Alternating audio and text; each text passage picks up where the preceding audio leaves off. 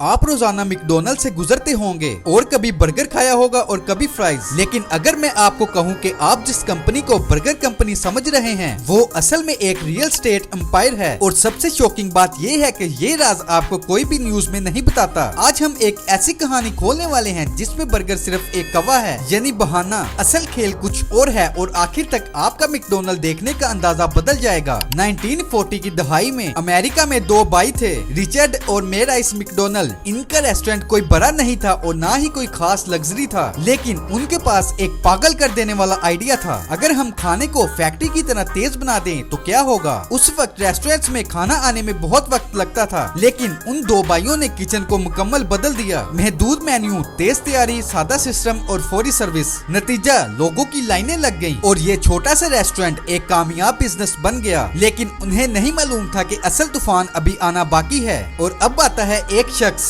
रे रॉक। ये कोई अमीर आदमी नहीं था, ये मिल्क शेक मशीन्स बेचता था। एक दिन उसे अजीब बात नजर आई, एक छोटा सा रेस्टोरेंट इतनी ज्यादा मशीन्स क्यों खरीद रहा है, और तजस्सुस उसे वहाँ ले गया। और जब वो वहाँ पहुँचा तो शौक हो गया। लंबी लाइनें, तेज सर्विस और मुसलसल चलता हुआ किचन। लेकिन रे रॉक ने वहाँ जो देखा वो बर्गर नहीं था, बल्कि वो एक सिस्टम था। और उसी लम्हे उसने फैसला कर लिया, ये सिर्फ एक रेस्टोरेंट नहीं बल्कि ये एक आलमी बिजनेस बन सकता है। रे रॉक ने मैकडॉनल्ड ब्रदर्स को कन्विंस किया कि ये आइडिया पूरे अमेरिका में फैलना चाहिए और फ्रेंचाइज सिस्टम शुरू हुआ। अब मैकडॉनल्ड हर शहर में खुलने लगा, लेकिन एक मसला था, ज्यादा ब्रांच ज्यादा काम। प्रॉफिट इतना स्ट्रॉन्ग नहीं था जितना होना चाहिए। और फिर यहाँ से असल कहानी शुरू होती है। रे रॉक ने एक चीज नोटिस की, रेस्टोरेंट तो ठीक चल रहा है लेकिन असल ताकत तो कुछ और है, जमीन। और फिर इसने एक बहुत बड़ा फैसला किया, मैकडॉनल्ड ने सिर्फ बर्गर नहीं बेचने बल्कि जिस जमीन पर रेस्टोरेंट खड़ा है वो भी कंट्रोल करनी है।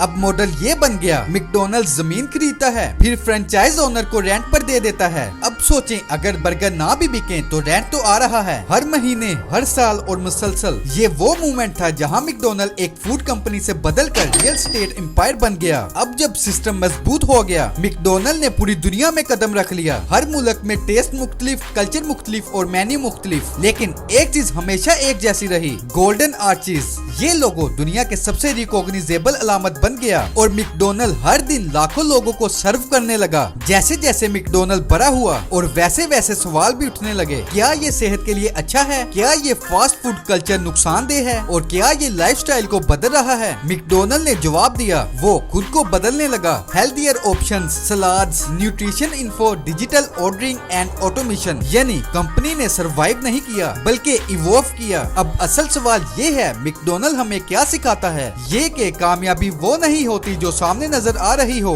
बल्कि वो होती है जो पीछे छुपी हो। लोग बर्गर देख रहे थे और रे रॉक जमीन देख रहा था। लोग खाना देख रहे थे और वो कैश फ्लो देख रहा था। और यही डिफरेंस एक छोटे से रेस्टोरेंट को दुनिया की सबसे बड़ी बिजनेस कहानी बना देता है। तो अगली बार जब आप मैकडॉनल्ड के सामने से गुजरें तो सिर्फ एक सवाल जरूर पूछें, एक रेस्टोरेंट या एक एम्पायर, मैं वाकई क्या देख रहा हूँ। अगर आप मेरे चैनल पर नए हैं तो चैनल को सब्सक्राइब करना ना भूलिएगा, क्योंकि आपको यहाँ पर इंटरेस्टिंग और इन्फॉर्मेटिव वीडियो देखने को मिलेंगी।